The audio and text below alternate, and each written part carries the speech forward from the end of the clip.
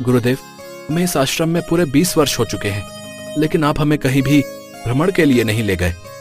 आज मेरा भ्रमण पर जाने के लिए मन हो रहा है। हाँ गुरुदेव, रमाशंकर बिल्कुल ठीक कह रहा है, हमें आज कहीं भ्रमण के लिए चलना चाहिए। तुम दोनों ठीक कहते हो। कुछ दिनों से मेरा मन भी विचलित सा रहता है। हम आज ही भ्रमण के लिए चलेंगे।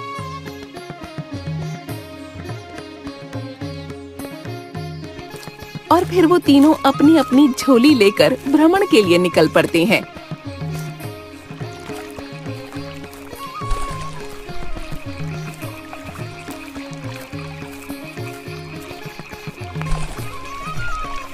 गुरुदेव, ये जंगल कितना घना और डरावना है।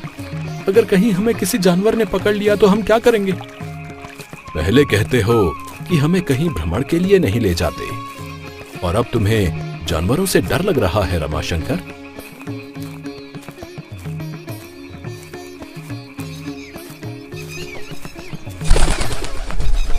कुछ दूर चलने के बाद हरिशंकर शिवचरण दास से कहता है,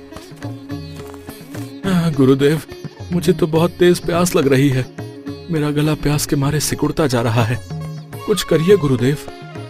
प्यास तो मुझे भी लग रही है, लेकिन इस जंगल में हमें पानी कहां से मिलेगा? और हम तो पानी साथ लेकर भी नहीं आए।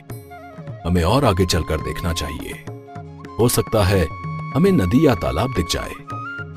कुछ दूर चलने के बाद शिवचरण दास को एक नारियल का पेड़ दिखाई देता है और वो उन दोनों से कहते हैं, वो देखो, उस पेड़ पर कितने बड़े बड़े नारियल हैं। नारियल का पानी पीकर हम हमारी प्यास बुझा सकते हैं। लेकिन गुरुदेव, हम उन नारियलों को तोड़ेंगे कैसे? ये तो बहुत ही ऊंचाई पर लगे और मुझे तो पेड़ पर चढ़ना भी नहीं आता। अरे तुम चिंता क्यों करते हो रमाशंकर? पेड़ पर चढ़ना तो मेरे बाएं हाथ का खेल है। मैं अभी नारियलों को तोड़ कर लाता हूँ। और फिर हरिशंकर उस पेड़ पर चढ़ जाता है और नारियलों को जमीन पर गिराने लगता है।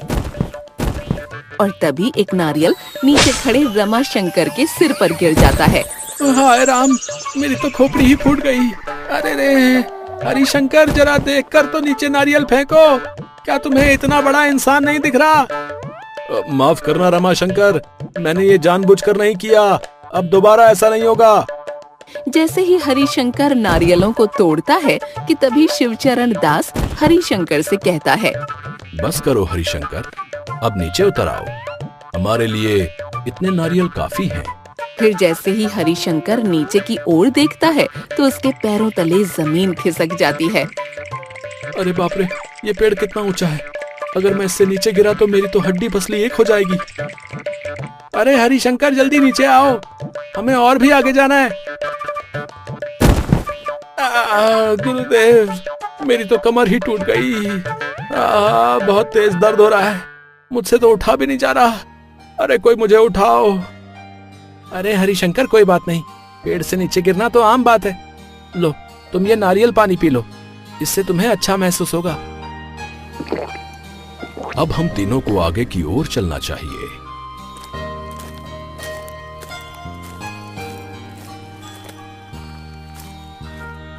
थोड़ी दूर चलने के बाद उन तीनों को एक नगरी दिखाई देती है कि तभी रमाशंकर शिवचरण दास से कहता है, गुरुदेव, ये नगरी कितनी बड़ी और सुंदर है। हमें इसके अंदर जाकर देखना चाहिए। तुम दोनों अलग अलग दिशाओं में भ्रमण करने के लिए जाओ। हरिशंकर, तुम पूर्व दिशा में जाना और रमाशंकर पश्चिम दिशा में जाएगा, और मैं तो यहीं पर आराम करूंगा। शाम होने तक तुम दोनों वापस लौट आना। ठीक है गुरुदेव, हम शाम होने तक वापस लौट आएंगे। फिर वो दोनों गुरुदेव से आज्ञा लेकर अलग अलग मार्ग में भ्रमण करने के लिए निकल जाते हैं। मछलियाँ ले लो, बड़ी बड़ी ताजी ताजी मछलियाँ। एक बार खाओगे बार बार ले जाओगे। लाल लाल तरबूज, एक बार खाओगे तो बार बार आओगे। अरे वाह, आलू के पकौड़े। आलू के पकौड़े तो मुझे बहुत ही ज्यादा पसंद है। अरे भाई, ये आलू के पकौड़े कैसे दिए? पंडित जी, सिर्फ 2 रुपए प्लेट। 2 रुपए से 1 भी रुपया कम नहीं लूंगा। हाँ, बताइए कितनी प्लेट दे दूं आपको? अरे वाह, सिर्फ 2 रुपए प्लेट। मुझे 1 प्लेट आलू के पकौड़े दे दो। अगर अच्छे लगे तो 1 प्लेट और ले लूंगा। और फिर वो दुकानदार रमाशंकर को एक प्लेट आलू के पकौड़े दे देता है और रमाशंकर आलू के पकौड़े खाने लगता है। अरे तुम तो बहुत ही स्वादिष्ट आलू के पकौड़े बनाते हो।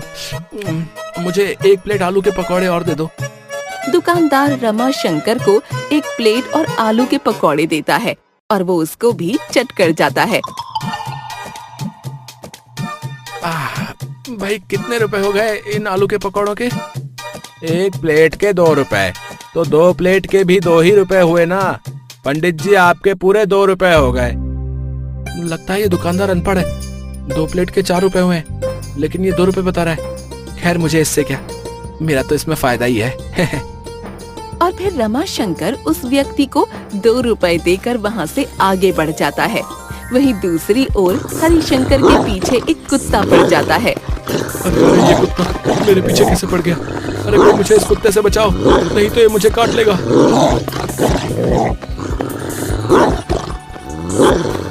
और तभी भागते भागते उस कुत्ते ने हरिशंकर के कुर्ते को अपने मुंह में दबा लिया और उनका कुर्ता पीछे से फट गया।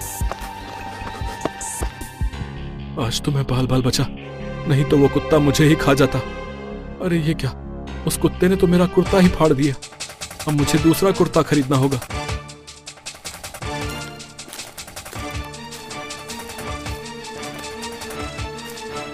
थोड़ी दूर जाने के बाद हरिशंकर को एक कपड़े की दुकान दिखाई देती है और वो उस दुकान के अंदर चला जाता है। अरे ओ भाई, क्या इस दुकान पर मेरे नाप का कुर्ता मिल सकता है? उस दुकान के मालिक को थोड़ा कम सुनाई देता था और तभी वो दुकानदार हरिशंकर से कहता है, अरे नहीं नहीं पंडित जी, यहाँ कुत्ता नहीं मिलता। यहाँ सिर्फ कपड़े मिलते हैं, और वैसे पंडितों को कुत्ता रखना शोभा नहीं देता। अरे तुम क्या थोड़े से बहरे हो? मुझे कुत्ता नहीं कुर्ता चाहिए, कुर्ता। ओ तो ऐसा बोलिए ना पंडित जी, हमको लगा कि आपको कुत्ता चाहिए।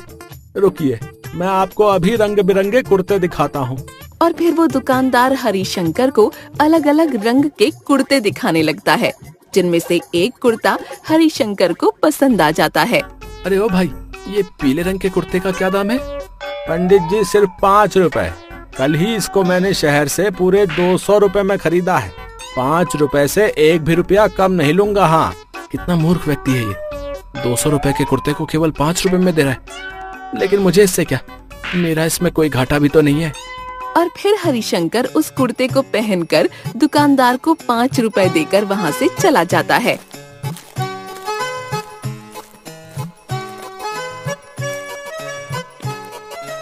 लगता है इस नगरी के सभी लोग मूर्ख और अनपढ़ हैं। उस व्यक्ति ने मुझे 2 प्लेट पकौड़े खिलाए, और वो भी 2 रुपए में। शाम होने पर रमाशंकर और हरिशंकर शिवचरण दास के पास पहुंच जाते हैं।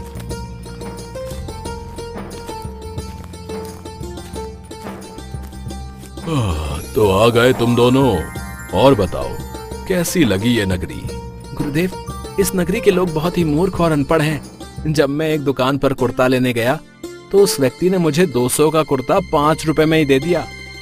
हाँ गुरुदेव, और जब मैं एक दुकान पर पकौड़े खाने के लिए गया तो उस व्यक्ति ने मुझे केवल 2 रुपए में 2 प्लेट पकौड़े खिला दिए।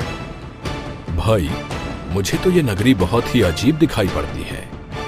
हमें अब यहाँ से चलना चाहिए। हाँ गुरुदेव, आप ठीक कह रहे हैं। हमारा यहाँ रुकना उचित नहीं है। हमें अब यहाँ से चलना चाहिए। गुरुदेव, मुझे ना ये नगरी बहुत ही अच्छी लगी। मैं तो अब इसी नगरी में रहूंगा। आप दोनों को जाना है तो आप अकेले ही जाइए। ये तुम कैसी बातें कर रहे हो रमाशंकर? इस नगरी में रुकना हमारे लिए बिल्कुल भी उचित नहीं है। मेरी बात मानो और हमारे साथ आश्रम चलो। शिवचरण दास के लाख बार मनाने पर भी रमाशंकर उनकी एक नहीं सुनता और फिर वो दोनों रमाशंकर को वहीं पर छोड़कर अपने आश्रम चले जाते हैं।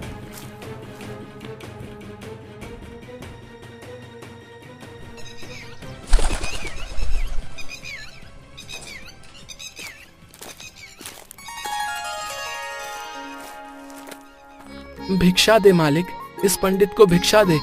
भगवान तुम्हारे घर में हमेशा सुख समृद्धि बनाए रखे। अरे पंडित जी, आप कौन हैं? मैंने तो आपको पहले यहाँ कभी नहीं देखा। बेटा, मेरा नाम रमाशंकर है और मैं इस नगरी में नया आया हूँ। बेटा, मुझे कुछ भिक्षा दे दो। मैंने कल से कुछ भी नहीं खाया है। अरे आइए आइए पंडित जी, मेरे घर के अंदर चलिए, मैं आपको पेट भर के भोजन कराता हूँ। फिर वो व्यक्ति रमाशंकर को अपने घर के अंदर ले जाता है। अरे वाह, तुम्हारे घर का भोजन तो बड़ा ही स्वादिष्ट है, बस मन करता है कि खाते जाओ खाते जाओ। रमाशंकर उस नगरी से बहुत ही खुश था।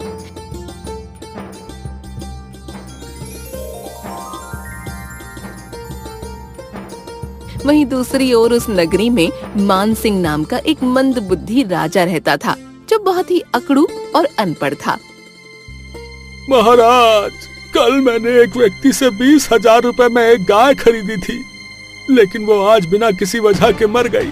मेरे साथ अन्याय हुआ है महाराज, मुझे इंसाफ चाहिए। अरे ये तो तुम्हारे साथ अन्याय हुआ है। उस व्यक्ति को बुलाया जाए जिसने इस व्यक्ति को गाय बेची थी। हम उसको कारावास में डाल देंगे। और कुछ देर में वो व्यक्ति राजा के सामने हाजिर हो जाता है। तुमने इस व्यक्ति को कैसी गाय दी है जो आज बिना किसी कारणवश मर गई? महाराज, इसमें मेरा कोई कसूर नहीं है। मेरे नौकर ने उस गाय को ठीक से दाना पानी नहीं खिलाया, जिससे वो कमजोरी के कारण यमराज को प्यारी हो गई महाराज। सैनिकों, इस व्यक्ति को छोड़ दो और इसके नौकर को पकड़ कर ले आओ। हम आज ही उसको सजा देंगे। और तभी राजा के दरबार में उस नौकर को बुलाया जाता है। तुमने इस व्यक्ति की गाय को ठीक से दाना पानी क्यों नहीं दिया? अगर तुम उसको ठीक से चारा खिलाते तो आज वो जिंदा होती। महाराज, इसमें मेरी कोई गलती नहीं है। जब मैं गाय के लिए चारा लेने जा रहा था, तभी मुझे रास्ते में एक पंडित जी ने रोक लिया और उनसे बातें करने के चक्कर में मैं गाय के लिए चारा लाना भूल गया। ये सब उस पंडित के कारण हुआ है। अगर वो पंडित तुम्हें नहीं रोकता तो गाय आज जीवित होती। और तभी राजा मानसिंह अपने सैनिकों से कहते हैं, सैनिकों, हमारी नगरी में तुम्हें रास्ते से जो भी पहला पंडित दिखाई दे, उसको यहाँ पकड़ कर ले आओ, जिंदा या मुर्दा। हम उसको फांसी की सजा देंगे। जी महाराज, आपका हुक्म सर आंखों पर। हम अभी उस पंडित को पकड़ कर लाते हैं।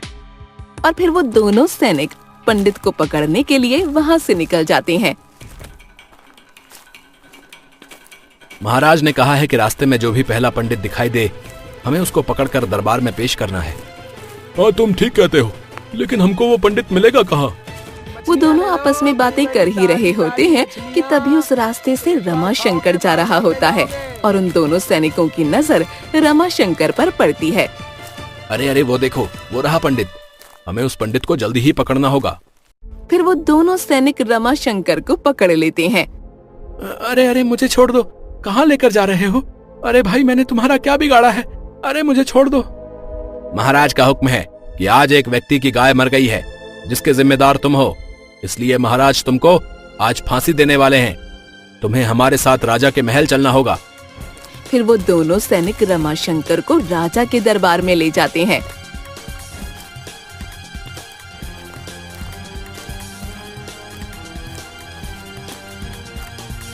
महाराज, मैंने आपका क्या बिगाड़ा है जो आप मुझे बंदी बनाकर यहाँ ले आए? हमारी नगरी में आज एक गाय मर गई है और हमारा मानना यह है कि तुम उसके जिम्मेदार हो और आज तुमको फांसी की सजा दी जाएगी। अरे ये मैं कहाँ फंस गया? अगर मैंने उस समय गुरुदेव की बात मान ली होती तो मुझे ये दिन देखना नहीं पड़ता। कुछ देर बाद रमाशंकर को फांसी के स्थान पर ले जाया जाता है।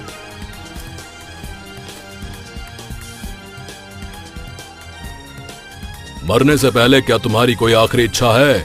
अगर हो तो तुम हमें बता सकते हो। मुझे अपने गुरुदेव से मिलना है।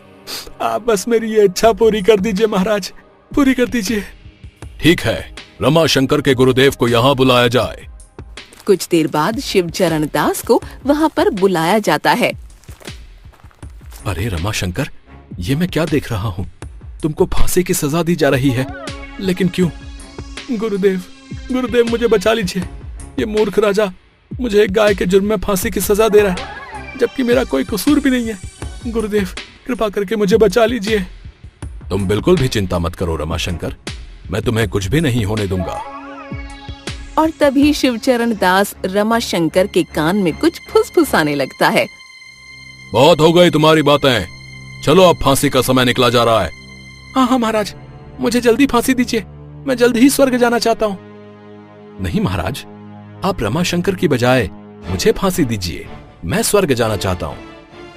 अरे नहीं नहीं महाराज, आप इनकी बातों में मत आइए, आप मुझे जल्दी से फांसी दे दीजिए। ये क्या मजाक चल रहा है? आज पहली बार ऐसा पंडित देख रहा हूँ जिसको मरने की इतनी खुशी हो रही है। खुशी क्यों नहीं होगी महाराज, आज जो भी व्यक्ति मरेगा उसके सारे पाप धुल जाएंगे और वो सीधा स्वर्ग में जाएगा। महाराज, आप मुझे जल्दी ही फांसी दे दीजिए, मुझे जल्दी ही स्वर्ग जाना है। अगर ऐसा है तो मैं फांसी पर चढ़ूंगा, मुझे स्वर्ग जाना है। आखिर मैं इस नगरी का राजा हूं। सैनिकों, मुझे फांसी दे दो, ये मेरा हुक्म है।